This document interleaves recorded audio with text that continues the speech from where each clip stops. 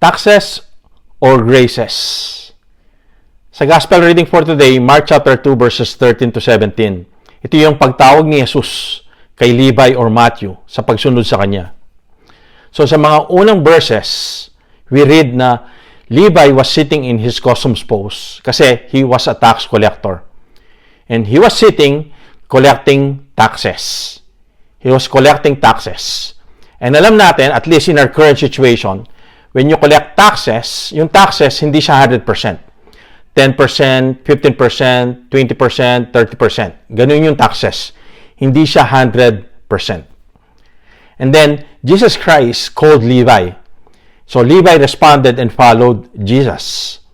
So, in the next verses, Matthew or Levi was sitting with other sinners and they were sitting with Jesus Christ.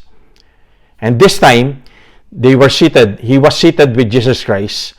He was not collecting taxes. He was collecting graces. When you are in the presence of the Lord Jesus Christ, when you are in presence of Jesus Christ who is fully God, fully man, you are collecting graces. In 2 Corinthians chapter 12, Paul wrote, "My grace is sufficient. My power is made perfect in your weakness." Yung grasya ng Panginoon, sapat para sa atin. And sabi niya, yung lakas niya, perfect, 100%. Walang labis, walang kulang. Sapat para sa atin ang grasya ng Panginoon. Ang kanyang kalakasan na binibigay sa atin, sa kanyang grasya, 100%. It's perfect. It's made perfect in our weakness, sa ating mga kahinaan. So mga kapatid, mga kaibigan, huwag kang kumolekta ng taxes.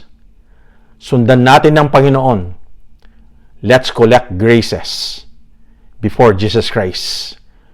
Sit with Him always. Speak with Him always. Do not collect taxes. Collect graces. Amen.